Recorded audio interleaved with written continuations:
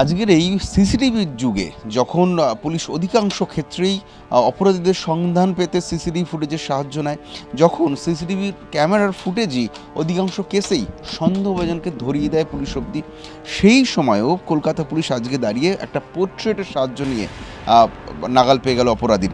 একটা পোর্ট্রেট, শিল্পীর আঁকা পোর্ট্রেট পৌঁছে দিল পুলিশকে সন্দেহভাজন অবধি। এরকম ঘটনা ঘটেছে কলকাতার ঠাকুরপুকুর থানা এলাকায়। সেই গল্পটাই আপনাদের বলবো। গত 19 তারিখ, মার্চ মাসের 19 তারিখ ঠাকুরপুকুর থানায় অভিযোগ এলো একটি মেয়ের সঙ্গে নির্যাতনের ঘটনা ঘটেছে, তাও অটোর ভেতরে। কলকাতার ডায়মন্ড হারবার রোডে শিলপাড়া থেকে ঠাকুরপুকুর বাজার পর্যন্ত যে এলাকা রয়েছে সেই এলাকার মধ্যে একটি মেয়েকে বয়সী তাকে অটোতে তুলে জঘন্যভাবে নির্মমভাবে অত্যাচার করা হয়েছে বা নির্যাতন করা হয়েছে এবং সেই অভিযোগ ঠাকুরপুকুর থানায় জানানো হয় 19 তারিখ। ঘটনাটি ঘটেছে তার আগের দিন 18 তারিখ রাত 9:45 থেকে 9টার মধ্যে, এমনটাই অভিযোগ। পরদিন 19 তারিখ অভিযোগ দায়ের করা হয় ঠাকুরপুকুর থানায়। তার অভিযোগ পেয়ে একটি কেস রেজিস্টার করা হয় আননোন অ্যাকিউজদের বিরুদ্ধে। তার কারণ, সেই যে অটোরিকশা যে চালক ছিলেন তিনি কিন্তু ওই মেয়েটির বা নিগৃহীতার পরিচিত ছিলেন না, ফলে তাকে যেহেতু সে চেনে না, ফলে একজন আননোন অ্যাকিউজদের এগেনস্টে এফআইআর করতে হয় কলকাতা পুলিশকে। এবং বিএনএসের পাশাপাশি পক্সো অ্যাক্টেও তার বিরুদ্ধে কেস রেজিস্টার করা হয়। পক্সো অ্যাক্টের 12, 14 এবং 18 নম্বর ধারা দেওয়া হয় এবং বিএনএসের 74 নম্বর ধারা প্রয়োগ করে আননোন অ্যাকিউজদের বিরুদ্ধে একটি এফআইআর রেজিস্টার করা হয় এবং তদন্তে নামে ঠাকুরপুকুর থানা পুলিশ। কিন্তু তদন্তে নেমে পুলিশকে রীতিমতো বেগ পেতে হয়। তার কারণ, এক্ষেত্রে আননোন অ্যাকিউজকে আইডেন্টিফাই করতে কিন্তু পুলিশের সময় লেগে যাচ্ছিল। পরপর 4 দিন ধরে কলকাতা পুলিশ অজস্র সিসিটিভি ফুটেজ খতিয়ে দেখেছে। ওই যে এলাকা রয়েছে, যে এলাকা মেয়েটি জানিয়েছে, শিলপাড়া থেকে ঠাকুরপুকুর বাস স্টপ পর্যন্ত, ঠাকুরপুকুর বাজার পর্যন্ত, ওই এলাকার যত সিসিটিভি ক্যামেরা রয়েছে কলকাতা পুলিশের হাতে। এমনকি ওখানে যে মেট্রো রেলের প্রজেক্টের কাজ চলছে, সেই মেট্রো রেলের পিলারে লাগানো যে সিসিটিভি ক্যামেরা রয়েছে সেই ক্যামেরারও ফুটেজ সংগ্রহ করা হয়। অজস্র ফুটেজ 4 দিন ধরে খতিয়ে দেখা হয়, কিন্তু কোথাও ওই অটোরিকশা চালকের ছবি, মুখের ছবি কোথাও পাওয়া সম্ভব হচ্ছিল না। সেই ওই এলাকার যে সিসিটিভি ফুটেজগুলোতে অটোর ছবিটা এসেছে, সেই ক্যামেরা ফুটেজগুলো এতটাই অস্পষ্ট ছিল যে অটোরিকশার নাম্বার প্লেটটাও স্পষ্ট বোঝা যাচ্ছিল না।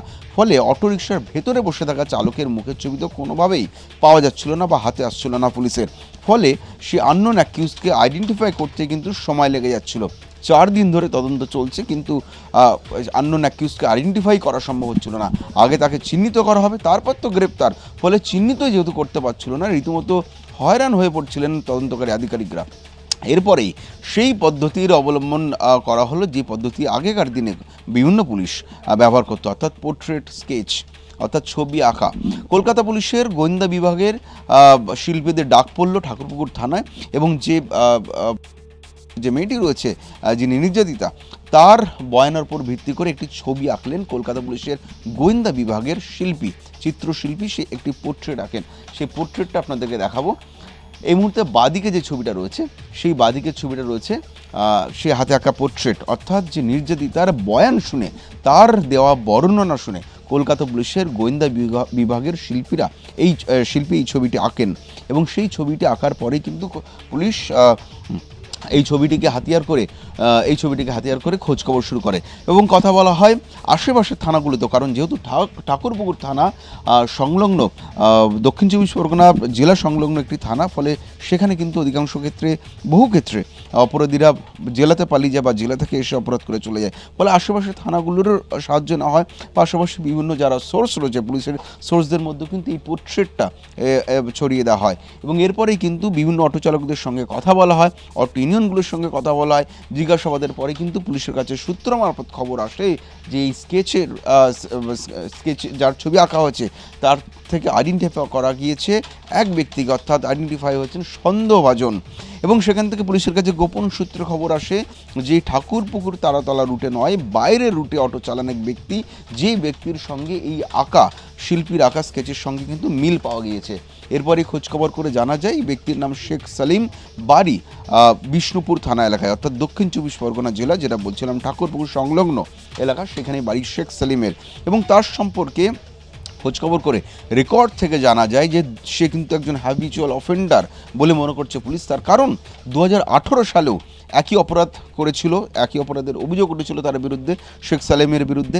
2018 সালে একই ধরনের ঘটনার অভিযোগ দায়ের হয়েছিল তার বিরুদ্ধে।